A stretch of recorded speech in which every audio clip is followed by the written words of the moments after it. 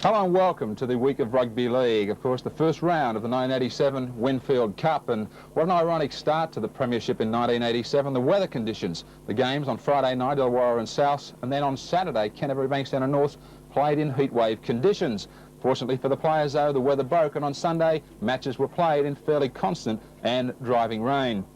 Now, the matches that we'll be featuring tonight, of course, are Canterbury, Bankstown versus North Sydney, Parramatta versus Balmain, and St George versus Manly, a rather controversial fixture on Sunday, last Sunday, at Belmore Sports Ground. We'll also be showing you highlights of all the other games, as well as the results. But first, let's start. Last Saturday at Belmore Sports Ground, the Canterbury Bankstown Bulldogs at home against the North Sydney Bears.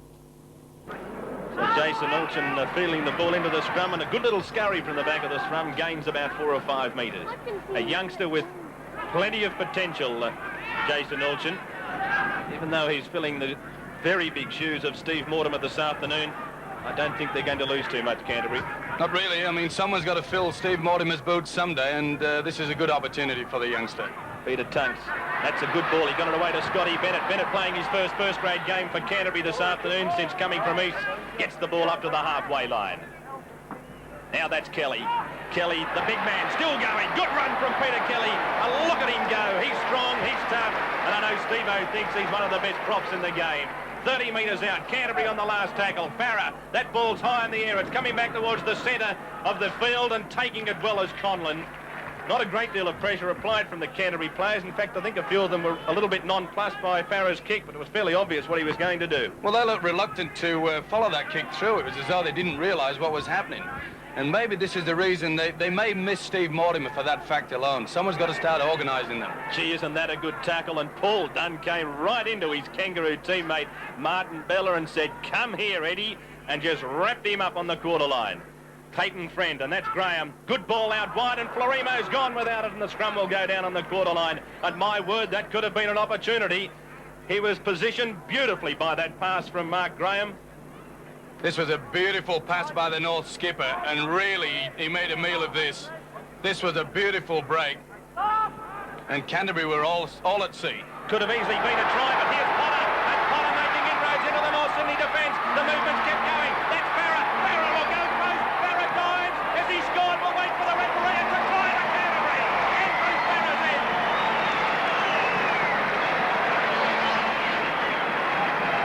And how costly that mistake. The centre Florimo knocking on, resulting scrum. Canterbury get the break. And this is what the Bulldogs are all about. They only need half a chance, and this is it. Look at beautiful ball by Folks. He went straight through there. Potter using speed. He knew straight out to Farah. Now look at the strength of this man. He threw the dummy.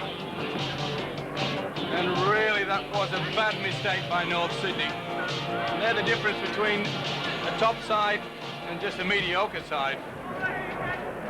Well, Andrew Farah seemed to have been slightly injured too in scoring that try. And you notice all the North Sydney players are all back standing in the shade down at the northern end of the ground. See that there? That's about the only shade at that end of the ground. And I noticed all the Canterbury players went racing across to the water bucket. And so far we've seen all of the players trying to get some sort of relief from this very oppressive heat. But Andrew Farah, first try of the season, and now gets the opportunity to add the extras. Well, you can't really expect them to be sunbaking, David. They were really caught napping there. That was a good break from the scrum. It was a work move. Potter came in beautifully from the fullback. You've got to hand it to this, well, very fragile-looking fullback. But he's got plenty of heart, plenty of ticker. But didn't he chime through on the burst beautifully? He's another man, of course, who spent most of 1986 out of the game due to injury. And great to see him back. And there were many who thought he was a certainty for the Kangaroo Tour at the beginning of last year. Farah, the attempt to add the extras. It looks fairly good off the boot, but it's going to go away to the left of the uprights, though. A few metres to the left. He struck it pretty well. Direction was just a little bit astray, and of course that wind blew it off target. So Andrew Farah, his first try of the 1987 season, and he'll be one man who'll be very keen to get back into a New South Wales jumper in the State of Origin series. Never mind New South Wales. He wants green and gold as this fella, and he's worth it. So Canterbury skip away to lead by 4 points to 0 after that bad error from North Sydney. And there's the restart now from North Sydney. Taking the ball well down there is Michael Hagan. Hagan is met by the North Sydney defence only 12 metres out from his own goalposts. So Canterbury leading 4-0 as O'Brien takes it away. Bugden, Tunks. Tunks will just tuck that ball under his arm and gain another few metres, keeping the ball safe at this stage. Potter now taking it up as Gillespie, and Cement, as he's known as, another man who suffered tragedy during the 1986 season. Farah's kick comes off a North Sydney player, stacks on the mill, it's taken by Dunn. He's onside and 6 to go, says the referee, because the ball was played at by a North Sydney player. When Farah made the kick, it was charged down, and therefore all the players were immediately onside, and Paul Dunn, showing a good knowledge of the rules, collected the ball and gained his side another 6 tackles. That was bad luck for North Sydney. Good work by the lock forward French. He really got involved there and charged down the kick, just didn't get the bounce. Now there's Dunn taking it ahead again. He's taken to the ground there by Toole and also Bella, the 2 North Sydney props. That's Langmack, and Langmack, a good step. He's evaded a couple of would-be defenders there. A lot of pressure on Langmack, of course, playing in the 5/8 position this afternoon for the first time in a full game, and Farah again struggling to get his kick in, but did well to actually get the ball onto his boot. And North Sydney running it back now through their winger in Greg Lennon. Now there's French, former Queenslander. Scotty Bennett right round his legs.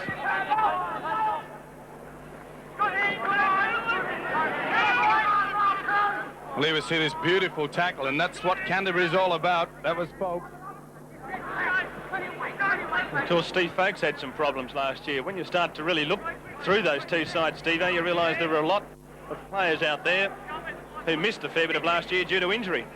Certainly did, and I'm sure that Warren Ryan is thankful that even though there's so many injuries to Lamb and all the Mortimers, that the guys from last year were really having problems with injuries have come good at this time. So Canterbury with the ball again. They're 30 metres out. Langmack tried to step again. That time it didn't come off. Might have been injured too. Bugden. Well, no one really wanted that ball. Tunks has to go back a long way to clean that up. And he's held up there by Florimo, still just inside North Sydney's territory. Jason Alston, away it goes to Potter, and Potter's tackled. 10 metres North Sydney's side of halfway, back towards the centre of the field. Gillespie now, good run from David Gillespie, cops the pass up, and it's collected again by Potter, and down towards the North Sydney quarter line on tackle number 5. Canterbury on fire at the moment. Alston, away it goes out wide from Langmack. Beautiful pass to Farah, lovely pass to Scotty Bennett, and he just can't handle it. The ball crosses the touchline, but lovely work from Canterbury to keep it alive on the last tackle. Certainly was a beautiful passing out wide here. Now you see the ball moving away. Farah got away quickly. Wasn't the best pass. And Bennett, well, you couldn't really blame him for it. Canterbury leading by 4 points to 0 as North Sydney come up with the scrum win. And they've got the ball only 12 metres out. It's a long ball out wide. Florimo.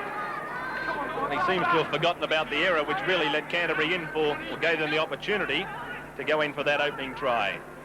Well, he's certainly got the skill as this Florimo. He's a classy player, only a youngster, but it's up to North Sydney now, and especially their captain, Graham, to settle them down. They're down 4-0.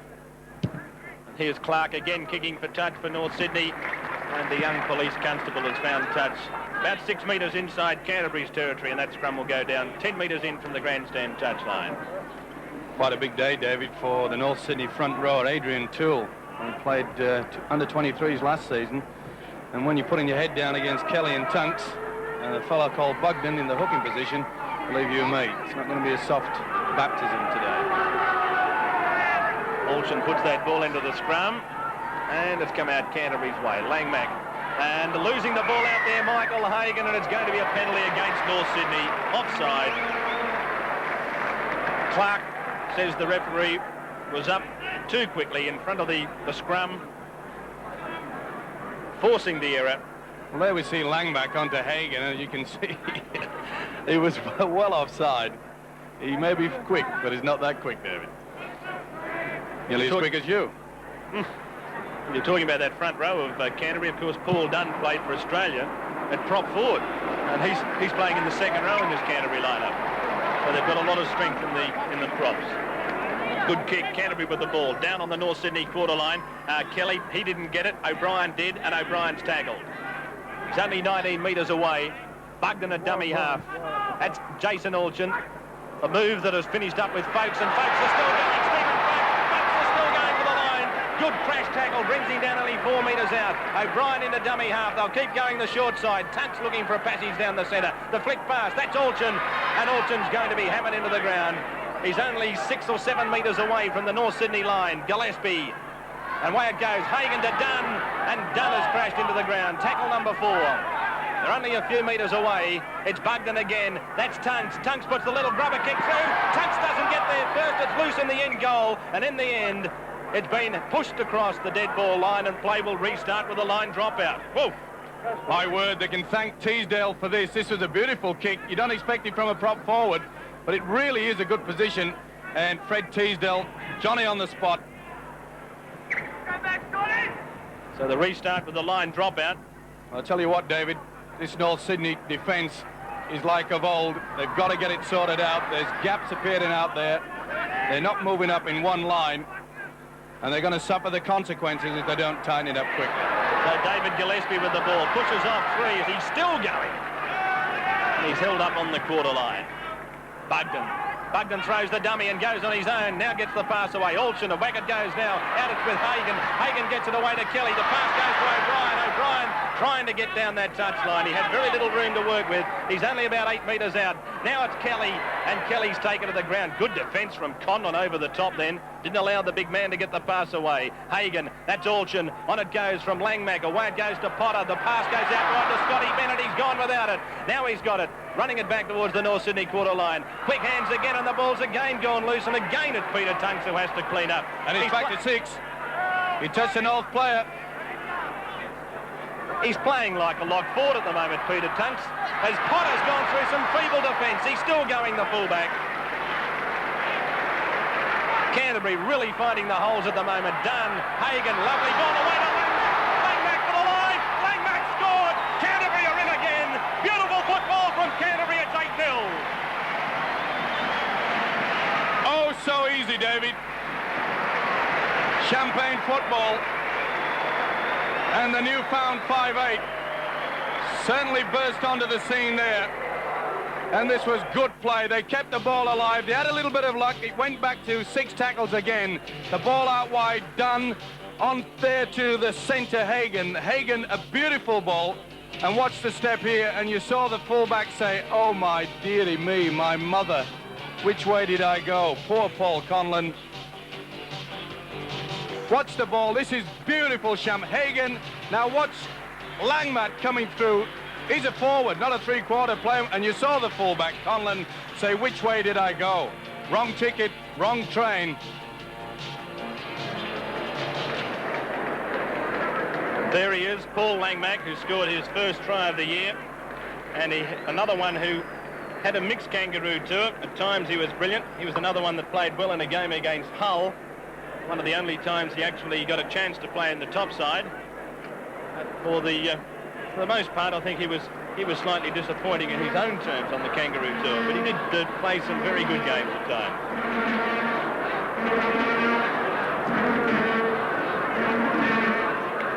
Already we've seen North's miss 16 tackles. Well, there's the story in itself. They're down 8-0 because they've missed 16 tackles. I tell you, David, they're not moving up as one line. It's real higgledy-piggledy stuff. It's no good having a defence like a dog's back leg. And may well they stand in the shade because there's not much sun shining on that mob down there. They might be wearing red and black. As in comes Farah, and there's his kick, and he's missed another one. So they've missed 2 golden opportunities to stretch this lead.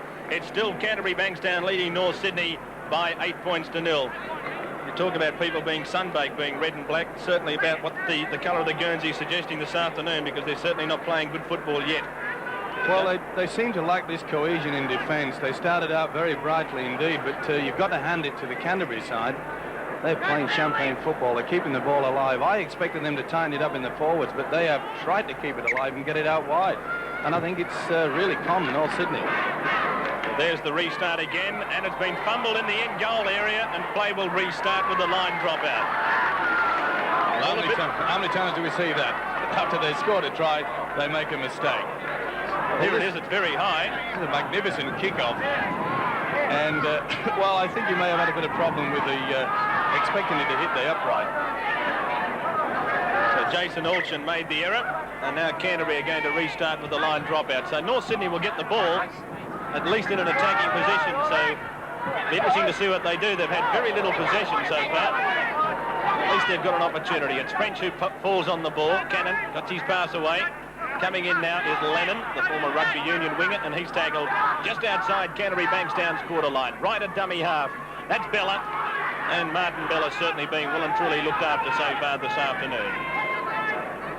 Right again, they go the blind side. Friend coming straight down the centre is Toole. And the big man's taken in a very heavy tackle. Over the top was Kelly. Underneath was Tunks. He's stolen the ball. I think the referee's going to get North Sydney to play the ball. I won't be surprised though if Kelly gets called out here. Well, this was a very high one, and the touch judge has come on. Now watch this. Well, he didn't miss, did he? Well, I won't be surprised. Let's have another look at this. I'll leave it to you viewers to say whether he contacted or not. I think he did. Oh, he didn't miss him. It's going to be a penalty to North Sydney right in front of the post on the quarter line, I think. Oh, it would have to be, David. Well, you'd think so, but now the referee, I noticed that Bugden's moving up towards the quarter line to move into the marker position, and the North Sydney players are actually moving in as if he's going to play the ball. So Adrian Toole, well, he suffered a deflated lung apparently in 1986 playing against Canberra, so he's even started 1987 in the wars. the cut is not like that. It'll have a deflated teeth. Lucky he had a head left after that one. Anyway, North Sydney going with it through Florimo, and he's got it just outside the quarter line on the fifth tackle at the moment. The last tackle against the Bears as Friend puts the ball high in the air. It's coming down a few metres out from the Canterbury line. Stacks on the mill. It's loose and diving on it. I think Canterbury might have come up in possession, and they have through Jason Alchin. He's down on the ground injured at the moment, half a metre out from his own goal line, and Bennett runs it away from dummy half to slightly improve the position. That bomb could have finished up anywhere. Now Arnold on the back line it goes, and finishing up with the ball is Folks, who trips over. Well, I think we'll hear a little bit more of that tackle, David. So Canterbury have the ball 11 metres out from their own line. Alchin done, and the big player is going to be held up. A few metres out still from the Canterbury line. They'll have to kick shortly, and they're going to now. There's the kick from Farah up over the halfway. And the ball bounces fairly precariously, but MacArthur gets it well in the end, and he can't get away from Tunks. Yes, he does. He wrong-foots some more defence in Folks, and he's tackled just inside Canterbury's territory. Plays the ball to Conlon. Conlon, away it goes through the hands of Friend back, and he got it back on the run round. And there's the error count, and that really tells you the difference on the scoreboard. It certainly does, and I'm sure that their coach, new coach, Frank Stanton, over at North Sydney this year, he'll be displeased with that. Friend, Graham. Tackled around the legs by Bugden. Over the top was Kelly. Again, it's right. This is the new fellow Clark, and that spiral punt will be way too long. It almost goes out of the park, and play will come back about 8 metres inside North Sydney's territory towards the centre of the field, where this scrum will go down, and Canterbury will put the ball in. Well, I'm surprised that they're using this young Clark for the field kicking. Okay, I know he's a good goal kicker, but I can't understand why Cannon, unless there's something wrong with him. I mean, Cannon has been taking control all last season, and he did 2 kicks early in the game, so why change it? We've got through the first 20 minutes of this match with Canterbury leading by 8 points to 0 over the North Sydney Bears, and it's still very hot. Notice that wind starting to change around a little bit. It's almost blowing straight across the field now as Andrew Farah comes into the fray. He held up midway half and quarter line inside North territory, almost in centre field, and Dunn goes ahead. A lovely pass away again to Gillespie, and Gillespie's down at the quarter line. The Canterbury swing you back the open side now. Langmack, away it goes to Hagan, back to Langmack. Langmack throws the dummy. Beautiful pass, and Potter just can't get it. The pass wasn't perhaps the best one into the breadbasket, but he did very well to get the pass away. Certainly didn't. Langmack down injured there. He tried to get the ball right round the player, and you'll see him go around here. The intention was good. Throws the dummy, and I think he may have gone onto his shoulder. Yes. Oh, could have really given his shoulder or his elbow a real shake up there. But very interesting, David, the way that Canterbury are playing this game. They're using their forwards very strong down the blind side. They're attacking twice, maybe 3 times. pulling the defence across from North Sydney and then a quick link, and it's causing a lot of troubles in the Bears' defence. So he seems to be all right, Paul Langmack, but earlier in the day we saw him go down and seemed to slightly injure a shoulder too, so I wonder whether he just aggravated whatever happened to him early in the day. And they've got one against the head here too, and little Jason Alchin goes to the base of the scrum. Only 18 metres out. Canterbury with the ball. There's Langmack. Dunn going down the centre, and Dunn's held up. Only 17 metres away from the North's goalpost. Canterbury leading by 8 points to 0 as Langmack gets it away. Folkes. And Folkes gets to within 11 metres of the line. Bugden in the dummy half. In fact, the referee must have ruled that Folkes has knocked that on. Well, it must have been a small one, but they all count. Referee Roberts, he's there. He's the man in charge. And I think North's also having a bit of trouble with his pack. Friend to put the ball in. And there he is, on the base of the scrum. That's a loopy, sort of dangerous pass out wide, but Florimo not only got it well, but he also picked up some ground. But gee, you don't throw too many passes like that. This will be a penalty against Dunn too. Well, maybe, Davey, but against the Canterbury defence, it comes on so quickly, you've got to take that gamble. They're only down by 8 points, and Friend did throw a loopy, but it created an opportunity for the centre. It's a gamble. If you're a North Sydney supporter, where was your heart for a moment? Well, you see the step, and this kid's got plenty of skills, but once again, the defence of Canterbury equal to the task. Well, North Sydney have found touch just inside Canterbury's territory, and taking the ball up is Bella, and a good run from Martin Bella. That's a hot reception committee for him there too, in the form of Kelly and also Bugden. Now that's Toole. He was the man that was very sick and groggy some moments back. He's managed to get the ball within 30-odd metres of Canterbury's line. Friend, the pass goes out through Cannon. It went on out there towards the fullback in Conlon, who has the ball at the moment. And he's tackled. Well, Langmack's well and truly in the wars there. He had a shoulder charge. It was a tremendous charge down, but I think he came off second best. Here's the kick from Cannon. The ball bounces away from Potter, but just as well again for Canterbury that O'Brien was waiting for the bounce, because getting up very quickly was the lock forward French and also the winger MacArthur. Now Hagan going for a bit of a gallop. And French has got one in the eye, I think, or is in the jaw. He's got up. He's all right now, it seems. Must have been just a stunning blow as Farah runs out wide. A good run from Andrew Farah. Certainly took some bringing down that time. Canterbury running the ball out from their own quarter line is Tunks.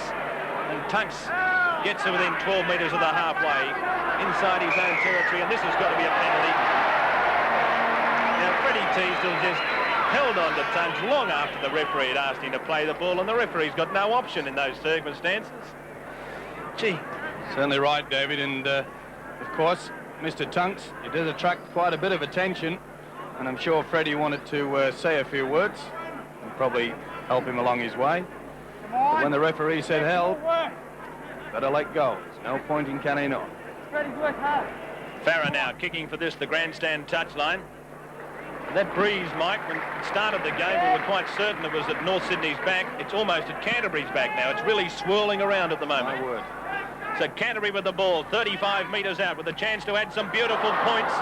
Some more points. I was just about to say what a good ball that was, and Hagan's lost the ball, and Graham comes up with it. They lead by 8 points to 0. Right. Friend, and now taken up as Toole. Look how quickly that defence gets up. Trying to force an error now from North Sydney. Florimo, Bella on the blind side, and he's taken in heavy defence over there by Folkes and Kelly. Well, there was a lot of talk, David, about Canterbury's fitness. I think it's proved that they're really on the ball here. The French got through the first tackle of Gillespie. There won't be too many that'll get through a Gillespie tackle this season, but after Gillespie was Folkes, don't get through both of them. Cannon's going to kick again, and this one looks to be a better looking kick. Beautiful kick. Landed on the sixpence, and he's found touch about 4 metres out now from the Canterbury quarter line, and that just reinforces what you were talking about before. Certainly way good tactics, and he gets himself into such a good position here and gives himself a yard to spare. You may think that it's all fluke, but I can assure you this guy has got plenty of skills. He knows what kicking is all about. What I was talking about, though, the fact that he's not doing the kicking and Clark is. Well, he's a youngster, and it's a big day for him out there, and it's going to take him a while to get into the swing of things. But I get the feeling that Canterbury really have this game under control because their forwards are charging in with a lot more vigour. And North Sydney, well, they're waiting for Canterbury. They're not moving up forward in defence. Well, good evidence of it there is Dunn went crashing up the centre of the field, and the North Sydney defence just waited for him to get to them. That's Gillespie.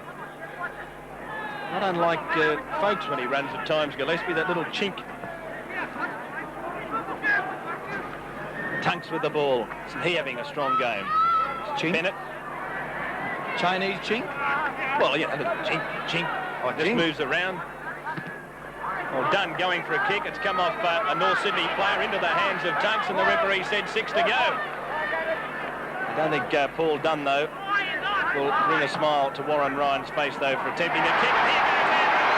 Banger up over the quarter line. The pass goes away, and Canterbury are going to score, and diving to score the try is the fullback Potter, and Canterbury are leading 12 points to 0. You pay the price. If you do not move up in defence, then you're easily broken. And North Sydney are shattered. Farah came onto that like an express train, and even though he's down injured, he certainly wasn't a few seconds ago when he came charging through. It was only a little step, but it was enough. And there you see the final pass. And what a great positional play this fellow is, the fullback Potter. Following up the 3/4, not only good in defence, it was a beautiful pass inside, but previous to that, Farah came onto the ball 30 metres out, and North Sydney paid the price. They're not moving up, and it was just a little step from the big centre that created the try. So there we are, Michael Potter, his first try for 1987, and that'll do his confidence the world of good. The man who missed so much of last year with those injury worries, back in the Canterbury lineup, back at fullback, and certainly he'll be pressing both Gary Belcher and Gary Jack for those representative jumpers, because even though those two seem to have the mortgage on them at the moment, this young man is an outstanding talent. Now, Farah's not going to have the shot at goal because of that knock that he received after he threw that beautiful pass, and it's Jason Alchin who's going to take over the goal-kicking duties from right in front, and he's put the extras over the top of the black dot. And so Canterbury are starting to race away with this game. They lead North Sydney by 14 points to 0. And they fully deserve it. If there's any youngsters watching the game out there, the difference between the two sides, not only the defence, is that Canterbury are running onto the ball with a lot more vigour. And this scrum going down must have come off a North Sydney player too, because Canterbury have got the feed. So they're on the attack again with Langmack, and here comes Potter into that line again. And almost a repeat of the first try there for a moment as he gets up and plays it. Now that's Alchin. Out wide again as Langmack. Through the dummy. And he's chopped down. Good defence around the legs by Florimo, who's got one on the top of the head as well. Going from dummy half is O'Brien, and he's going to get within a couple of metres of the line. Canterbury are all over North Sydney at the moment. Dunn at dummy half. Dunn, away it goes to Alchin. Alchin slipped his pass, and that's going to be an easy try to Michael Hagan. Oh so easy.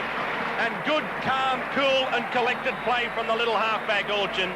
He wasn't tackled, and he realised that the ball was still in play, and he just popped up the ever so easy pass, and Hagan did the rest. It's 18-0. Well, really, this was poor tackling. I hate to keep repeating myself, but there you saw the North defence just in array. All right, could be some doubt. He did have both knees onto the ground, but the referee said play on, and a simple try. Now look at the defence. One man up, one man gone. Where is it? Come on, we're waiting for you. It all the time in the world, and go straight through them. Oh, dearie me, this is going to be horror tactics, horror viewing for the North Sydney. So Michael Hagan, his first try for the 1987 season, and the way they're going so far this afternoon, Canterbury, they'll all score a try. They really are on fire at the moment, but as Steve-O said, they're being helped by this incredible error rate from North Sydney. 25 missed tackles. They've dropped the ball 4 times. So really, they've only got themselves to blame, and it's going to be Jason Alchin who's going to kick for goal again from right in front. There's the kick, and the flags go up, so it's 2 more points to Canterbury Bankstown, and we've still got just over 5 minutes to go in the first half, and Canterbury are leading North Sydney by 20 points to 0. I bet Coach Frank Stanton wished there wasn't 5 minutes to go in the first half, because I know I'd love to be a fly on the wall in that North Sydney dressing room. boy, oh boy. Want the marbles be rolling after he's finished with them.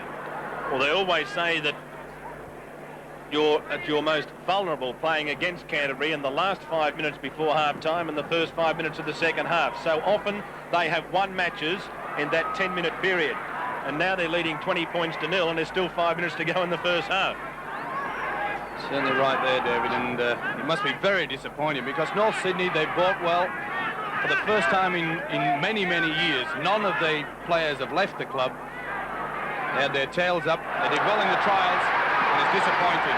So here comes Alchin again. He's offloaded the pass out to Bennett. Back on the inside comes Hagan. That was suspiciously forward. Back it goes through Langmack. Back to Hagan. Hagan still going. Bennett said, come on this way. Bennett, lovely pass away to Bugden, but he couldn't keep the movement going. What magnificent champagne rugby league, though. Absolute magnificence. And listen to that crowd. That is the Ted Glossop era. This is the 1980 champagne style of Canterbury. Is it ever? Well, they've been criticised over the past few years, but you can't criticise this. Keep the ball alive. Oh, dearie me. Wouldn't it have to be a hooker that spoiled it? At least he was in the right position, chugging away down the centre of the paddock. The link-up should have come back his way. That's what they do. That was great football. So, North Sydney coming away with the ball, running it out from their own quarter line, but twice now we've seen Canterbury split them apart from down inside their own quarter area. So that score could have even been more embarrassing at the moment for North Sydney. Canterbury leading by 20 points to nil. A few moments still left in the first half. Getting the ball away to Teasdale was Graham, and Teasdale's tackled in tackle number 5, still inside North Sydney's territory, and this is going to be a penalty against Gillespie, not allowing him to get up and play the ball. Silly play by Gillespie. They don't need that. Not with a scoreline at 20 points to nil. Now watch it. Gillespie comes in late here. He caught a little bit something for his caper. Thought he'd pay him back a little. And there you see rolling right over Teasdale. Well, that really was bad. Potter taking the ball. Kelly takes it back to the halfway, picking that ball up as Bugden. That's Dunn, and Dunn takes the ball inside North Sydney's territory. Bugden standing there. They're just being allowed to stand there and do whatever they like at the moment, Canterbury. Well, they're just holding up for North Sydney.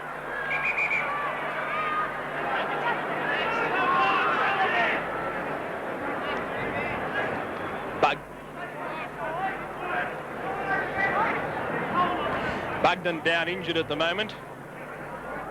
But really, they were standing there. Bugden seemingly had half an hour waiting for a support to come through that time. But if it had been a speedy man like Potter, that could have been another try on the board for Canterbury Bankstown. Well, it's kept the ball alive, and this is the secret of it. Bugden tried to get through, found there was no one there. And I think he caught a stray knee. And our statistician, Graham Roberts, rightfully pointing out, of course, that Bugden suffers badly from asthma. This might be what his problem is. It's that sort of day. He didn't suffer from asthma then, more like a knee. So 20 points to nil in favour of Canterbury Bankstown. I don't know what North Sydney can do in the second half, but by gee, it'll have to be an incredible turnaround for them to get back into this game. As Scott Bennett sent away, beautiful pass that time from Farah. He's very quick too, Scott Bennett. His first game in Canterbury colours in a premiership match anyway. As Canterbury run the ball within about 30 metres of the line. Alchin kicking, getting underneath it is Lennon, and beautifully chopping him down was Tunks, but Lennon's up and running again outside the quarter line. He's not going to get too much further. Bugden underneath and done over the top. That was tremendous play by the prop, Tunks. He followed that kick through and brought down, half tackled him there, but at least he was there. He's had a mighty first half, Peter Tunks, amongst quite a few teammates too, I might add. My word, it's a machine like Canterbury again. So North Sydney with that ball, they really are desperate for 4 or 6 points during the last dying moments of this first half. A converted try would certainly lift their spirits, but have a look at that. That is the story of the first half. Look at all those errors, 30-15, 2-1, but it's the missed tackles. They're the important statistic in any game of football. and really North Sydney have only themselves to blame. They're making a bit of ground through MacArthur. That's tackle number 5 against them. He plays the ball forward, MacArthur goes on his own, and he's going to give the ball back to Canterbury immediately. Well, that just emphasises the problems at North Sydney. They've given the handover. There's really no one out there talking to the side. They'd probably be a little bit disillusioned. It's very warm out there, and having 20 points scored against them in this heat, well, there's no worse thing about it. But Mark Graham, he really has got to start shaking them. Beautiful ball from Dunn back to Potter, and Potter's tackle just inside North Sydney's territory. It's towed through on that play the ball. Tunks cleans it up again. And there it is, away it goes. The pass from Langmack finds Farah. Farah's pass has gone loose behind Bennett, and the referee said it's a knock-on. Now, rather fortunate there, Canterbury, that Greg Lennon wasn't a little bit closer to the action, because if he'd picked up that loose ball, he would have been down under the post. He's the quickest man on the field. My word, but watch Tunks get this ball away, and then, folks, a long ball out wide. Now, you can see the North's defence. Now, this was a try on the making. As you say, Lennon couldn't get to it. Well, look where Lennon is. Now, the winger Bennett was the one that made the error, and Lennon was a good 15 metres away over on the touchline. No wonder they're making gaps. The old story, move up in one line. My word, there's no talking out there, David.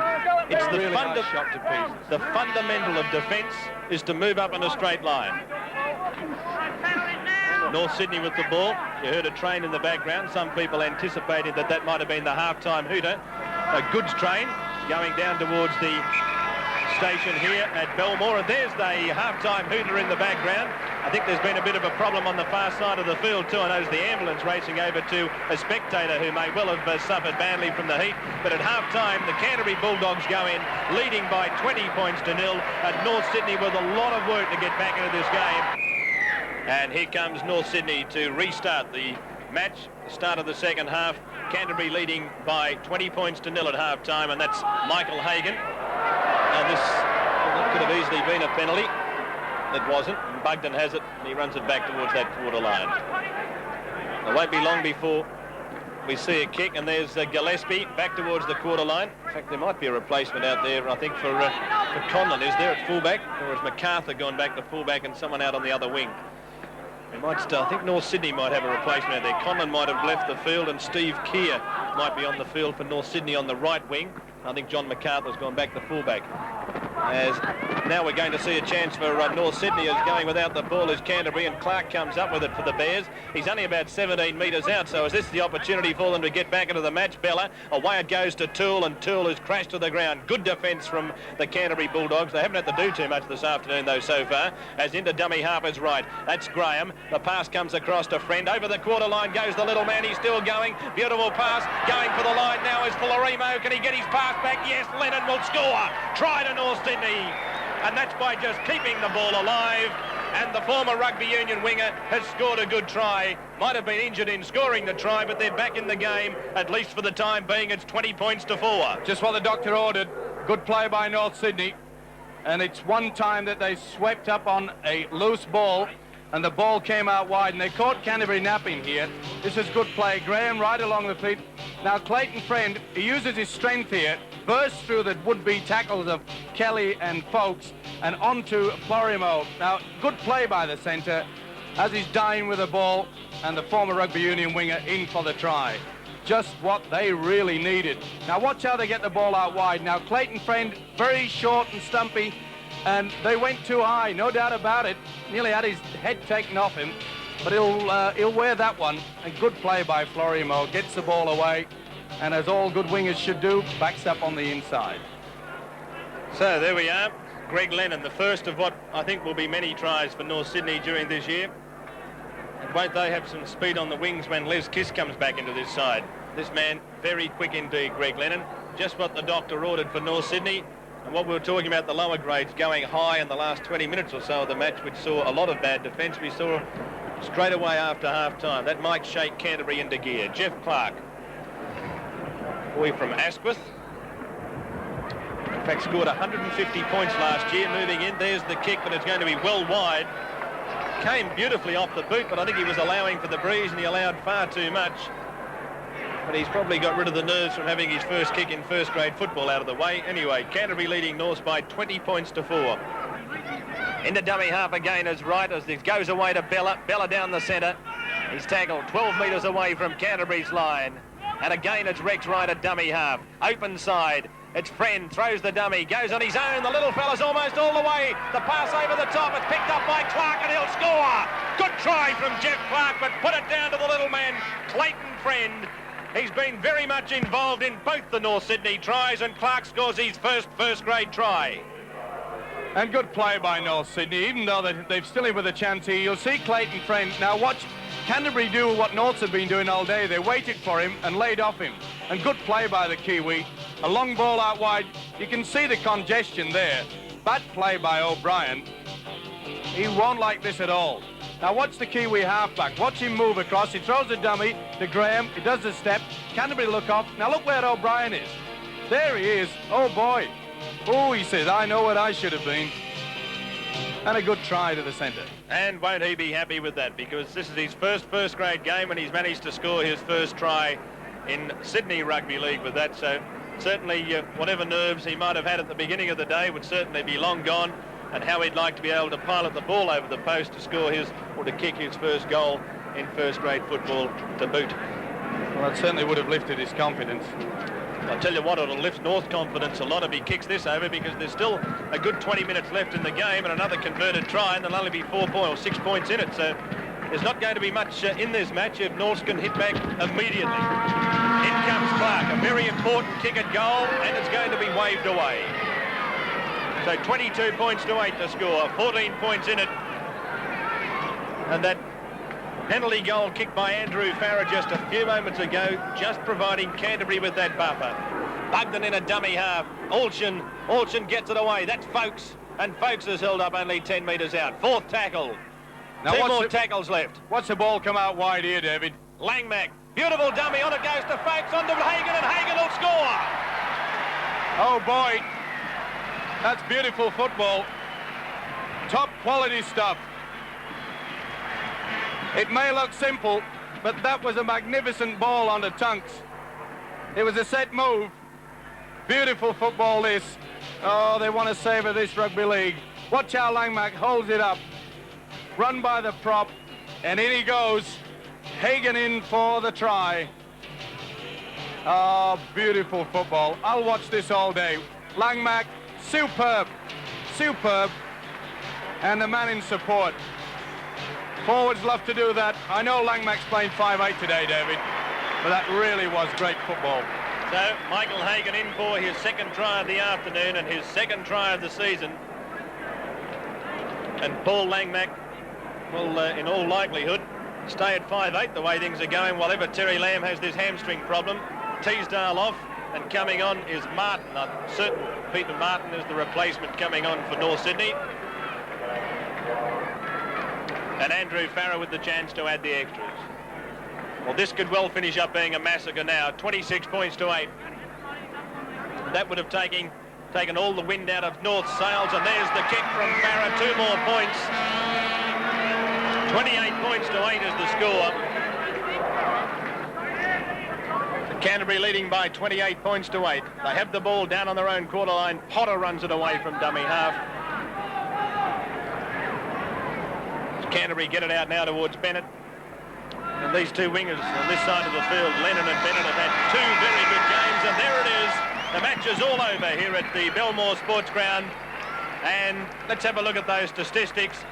Well, that really tells the story. 62 errors to 36, and the missed tackles 48 as against 17. And really, Mike, if you miss 48 tackles, you're probably a bit lucky to get away with only being beaten by 20 points. Last season was a good one. The game's on the up and up. This year, it'll be even better. The battle for the Winfield Cup. True, we've lost some giants. They were a credit to the game. But we've also found some young'uns. They promise to be the same. That's what the big game's all about. It happens every year. We lose a few of our heroes, but find others who know no fear. We see them give it all they know. We see them give it their best shot. 'Cause whether unknown or famous, you gotta give it all you got. That season was a good one. We saw a big man walking tall.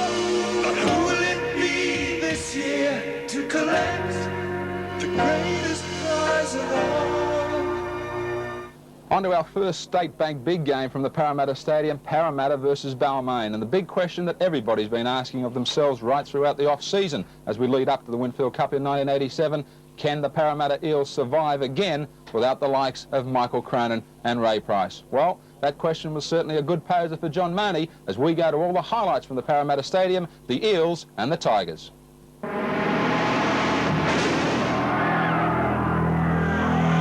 The State Bank Big Game presents the Winfield Cup.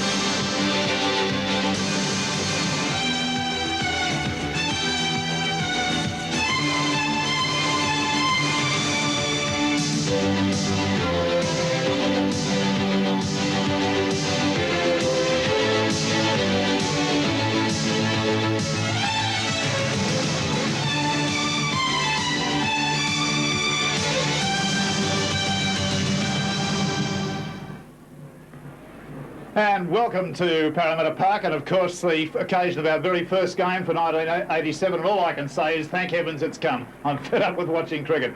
Okay, it's going to be a game, I think, that's I picked the Parramatta side probably to get up in this game. There's not the crowd that we expected, but drenching rain all day has kept that down. We've got probably about 10,000 people. The ground is good. Graeme Hughes is down there. I'll be talking to him in just a moment. Let's have a look at the lineup for these two sides. The Parramatta side, as you can see on your screen right now, is Delroy, Chalmers, Muggleton, Jackson, Growth, Kenny, Sterling, Laurie, Sharp, Wynn, Leabeater, Garland and Jerd. And of course, Sterling and Kenny are the two very important people in this match as far as the Parramatta side are concerned. The others, good players. These two, really game benders. Let's have a look now at the Balmain side that they picked to go around against the very good Parramatta side. Jack, Gartner, Gale, Conlon, Davidson, Bevan, Neal. They're the backs, plenty of pace there. The forwards, Pearce, Brooks, Sirenham, Hemsley, Elias and Clark. Okay, away they go. 80 minutes of action in front of us. Sterling diving full length and stopping the ball going into the in-goal area, and it's Eric Growth who pounds it out about 11 metres, just out from his goal, only about 10 metres off centre from the goal post. Well, we have dummy half now. And a couple of decoy runners running there, but Balmain moving up very quickly. Mr. Stone has seen fit straight away to penalise a Balmain player for failure to get off the tackle player, and this is something that's going to be on, as far as I'm aware, it's going to be on from now on. The Referees Association have laid down the edict that they must release the tackle player immediately, and they say that it's not going to be a one-night wonder. Garland on the tap restart. He's in the side for the injured Mosley. He's played in the couple of the last trials for the Parramatta side, and a little bit of a facelift there. Sirenham rather stupidly going on with it. And that is not calculated to get your captain in a good frame of mind. Pearce having something to say to a couple of his players. I think he told Sirenham to shut up. There's Conlon too, getting involved. There's the replay of the incident. But the sum total of it is 2 more penalties to the Parramatta side, who've now travelled about 70 metres upfield with 2 kicks. A tap restart. This is about 8 metres inside the Balmain half. Sterling running it across there. Stan Jerd comes hard on the burst, but ran into a solid wall of defenders there. Garland, 25, will live in the dummy half position. Sterling. Quick hands there from Muggleton onto Kenny. Kenny stood in the tackle, can't get a pass. He's driven back to the halfway line. Muggleton, big enough to be a forward and has played a lot of forward football. Hemsley's the tackler. Got an 8-metre surge. Garland, Sterling, little kick. Found a wide open space, but Jack diminished that space by coming forward about 10 metres and taking it on the full. Down very low. Benny Elias at dummy half. Pumps it out to Hemsley. Hemsley goes surging forward. He's midway between the halfway and the quarter. There's the first penalty to Balmain. Failure to get off the tackle player. So long as it's consistent, I'm going to applaud every time a referee does this. It's absolutely critical to the game of rugby league that players are immediately released. So Mr. Stone starting fairly tough, but being consistent. Tap penalty taken right on the halfway line. Moving it up hard there was David Brooks. Elias. For Clark, number 13, a player that I think is a little bit underrated in this Balmain side. There's Suranen on the surge, and it's a tough run too. He went through the meat of the edge of the ruck there from the Parramatta defence. It took 4 of them to pull him down. Gale popped a pass, and it's gone to Pearce, and Pearce has put it down. It's fallen on there on the ground by number 4, Brian Jackson. And he's going to get a penalty for an indiscretion by Scott Gale. And those penalties starting to flow fairly heavily at the moment. There's 3-1 at this stage in favour of the Parramatta side. Kenny with a cutout pass, but the pass was lost by Delroy. And Balmain have come up with possession again. They're out of the quarter. They're moving around the blind side. Elias with a delightful pass. Got it away there nicely to his captain, Wayne Pearce. Clark ploughing forward. He's just inside the Parramatta quarter. Elias at dummy half. On to Hemsley. Hemsley surging strongly. And that's a good solid run, taking a power of pulling down too. They're going up the blind side. Out it goes wide on the blind side. The referee calls that last pass forward. I think he was in a beautiful position to see it. He had no hesitation, trotted in quickly, whistled the mouth, and blew it up. This scrum going down. Parramatta feed. Good quick heel to Sterling. Sterling gets set upon very rapidly by the lock Wayne Pearce. They're only about 8 metres out from their line. No score in the match. Earlier games resulted in the under-23s having a 16-all draw. And in the reserve grade, Balmain 6 defeated Parramatta 0. Stan Jerd now trying to come through the middle of the ruck there. Having a bit of trouble getting away from the tackle player again. Muggleton putting a large right foot to it, pumps it downfield. It's gone about 100 feet in the air. Jack uncharacteristically drops the ball behind him, but no danger attached to it. And comes in and cops a fairly heavy shoulder charge there from Peter Witt. Johnny Davidson looks to have built up just a little bit round the chest and shoulders. Here's a pass probably going to go. Oh, Suranen with a handoff there. Just pushed sharp out of the way as if he was a small boy.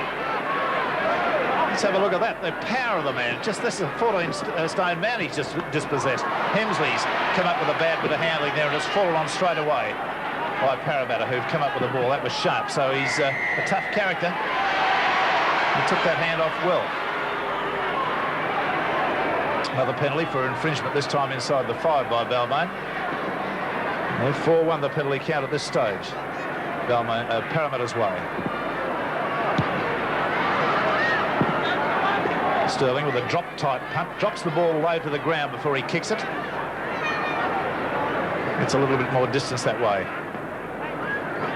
Garland stumbles and falls from the tap.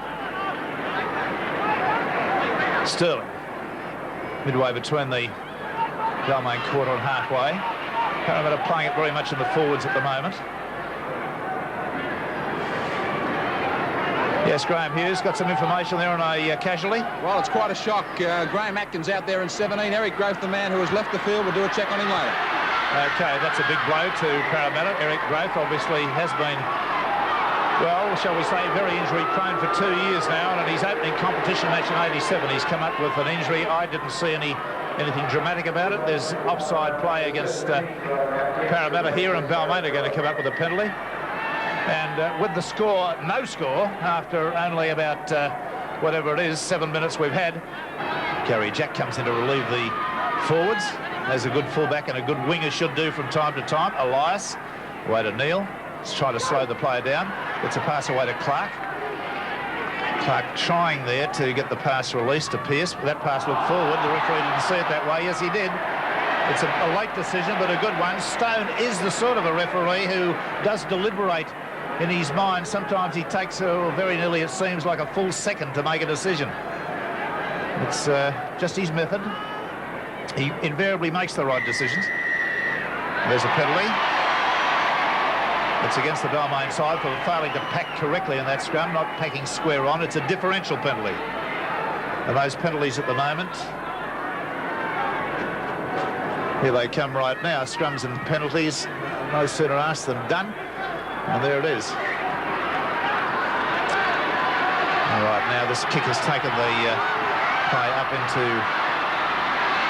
Balmain's area. They're only about 7 metres out from the line. Critical movement here because this is Sterling's territory. This is where he puts on lots of little moves. He, when Taylor was on in the side prior to injury, used to frequently work moves. Here's Sterling, a little grubber kick through. It's a try. It is. It's a beautiful try too. And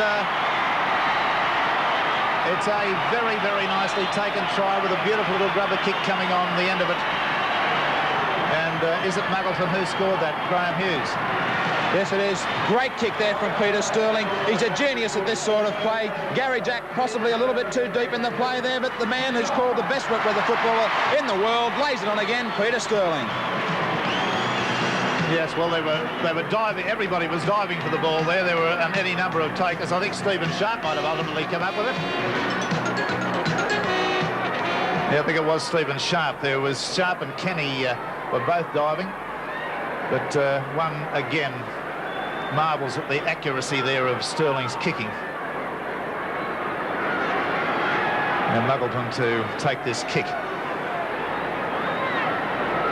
He's only 11 metres out. He's directly in front.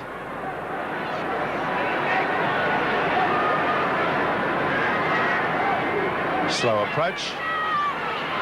Hits it hard and reasonably straight. It's worth 2 points. So Parramatta now lead by 6 points to 0. And here's Wynn being pushed back. So is he being pushed back? That was Surin, and he's like a giant Neanderthal man the way he comes through there.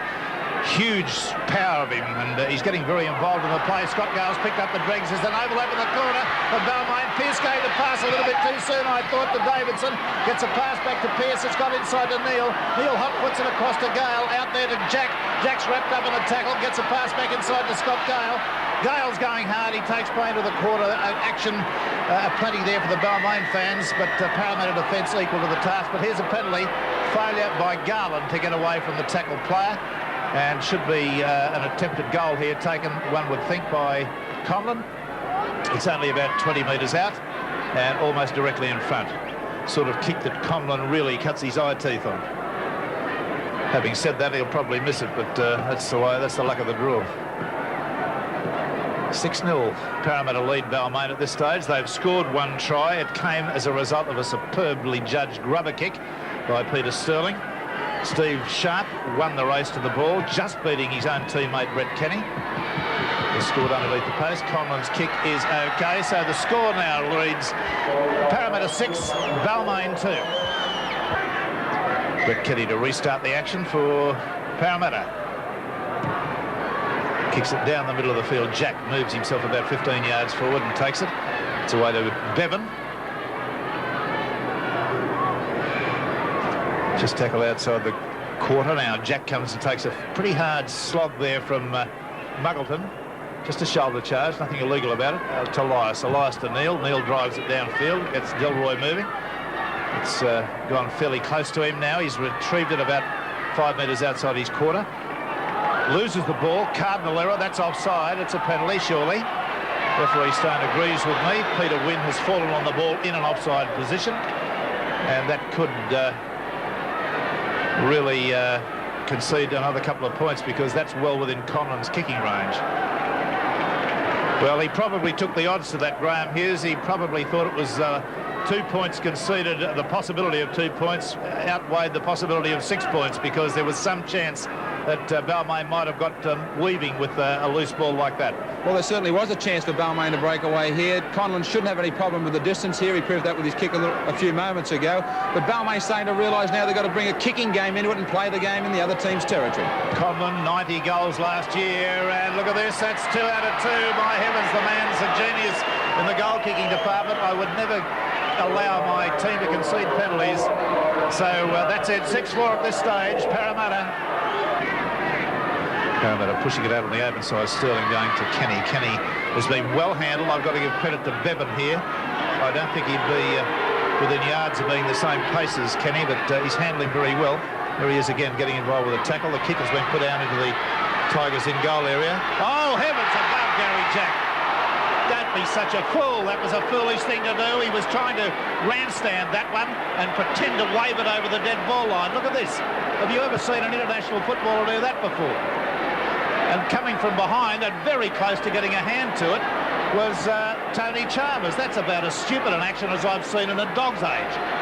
Absolutely ridiculous. Oh, wow. I hate to think what his coach would have said. Bill Anderson would have aged 10 years watching that. Oh, dear. OK, there's a line dropout being taken by Kenny. Kenny's brought it back about 15 yards, and Parramatta in a good attacking position. They like to work from about this distance out, about 15 to 30 metres out, somewhere in that area. That's their go. Sharp. They've got a few ploys, a few tactics. Sterling will be involved in everything that they do. Garland to Sterling. Sterling away to Jerd. Jerd swivels hard. Why not? Siren's just belted him with a top-line shoulder charge. Garland out there to Laurie. Sterling. Sterling away to Leabeater. Awful pass. Ricocheted kindly for Parramatta into Muggleton's hands. They're still inside the Balmain quarter. Leabeater getting a bit of a trundle on and going hard and straight. Good run from a prop. Delroy. Sterling. Sterling kicks back into the box. If it's a rugby game, it's well taken there by Pearce. Kicking back in front of his forwards, but that is a bomb, constitutes a bomb, and it was taken cleanly, and the automatic ruling has to be that the referee takes the play back to the quarter for a tap restart. Benny Elias. Yes, that score 6-4. We're not going to have a high-scoring game, but it's been pretty high in some of the other games we've seen in this first round of Rugby League. We'll go through those for you at the end of the game. Elias out to Hemsley. Hemsley charging ahead. They're taking play now up to midway between their quarter and the halfway line. Elias swinging out to the blind side. Clark. Putting up quite a good display today, Clark. Elias running nicely from dummy half. That's a gain of about 8 metres. Clark away to Gale. Gale's got that boot onto the right foot. It's going to go into the in-goal area again. Or just about got to the line before Delroy fielded it. The Parramatta are under a little bit of pressure here at the moment.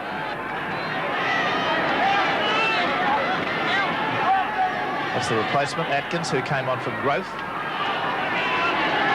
Laurie, who's got the gigantic shoes of Ray Price to fill. It's an onerous thing for a bloke to have to live up to. Kenny nearly taken out of the play with a nice tackle there, and there's Chalmers stepping away from defence and then stepping straight back into it.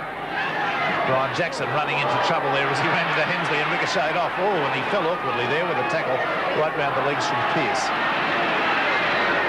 Muggleton, Sterling, kick downfield. Again, Jack's beside him. Out sprints Garland. And very close to getting through the 3 defenders that came at him there. To Bevan to Neil. A little run-around move that was ineffectual. Neil has not been sharp enough in my view. He should be injecting a little bit more pace into his running. Sirenen running wide and strong. He's creating a lot of problems for Parramatta with his sheer bulk. Neil. Pearce. Bad pass from Pearce. Hemsley makes a meal of picking it up. And there's the scoreline, 6-4 in favour of the Parramatta side.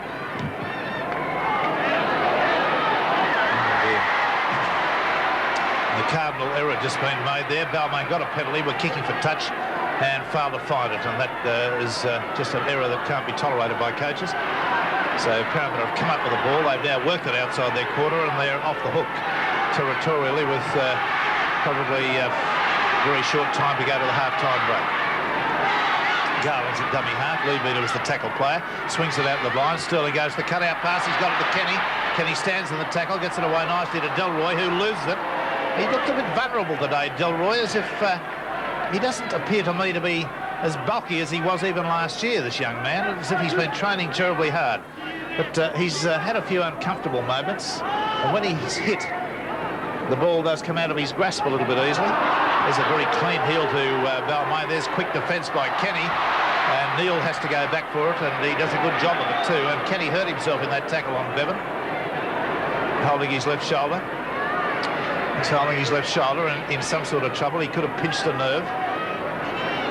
So Bevan stood his ground and copped the tackle. Scott Gale caught by the jersey. His legs kept on going, but his body stopped. Up the blind side goes Elias. Elias out to Clark. Clark's pass was beautifully taken by Pearce behind him and at the back of his knee, would you believe? And then he gets up and drops the football. Now, how do you rationalise that, Graeme Hughes? Well, these are the sort of problems, whether it's going to be wet or dry, that people are going to have to put up with in the first few rounds of the Winfield Cup. The heat, I watched the game between Canterbury and North yesterday, the number of drop balls. Players are just totally exhausted, and I've even been watching the forwards here after there's been a kick downfield. They're even starting to struggle in these last 4 or 5 minutes before half-time. OK, Neal's released the ball to Gale. Gale's got it out to Conlon. Conlon's going upfield. Gets a pass to nobody. Gary Jack goes back for it. He has to be there pretty smartly because Chalmers was there waiting for it. Pearce has called for the ball. Conlon's gone ahead. Straight ahead, right through. He's kicked ahead. He's got it into the end goal. Could be a penalty here. Has he been taken out of the play? The referee is going to say yes.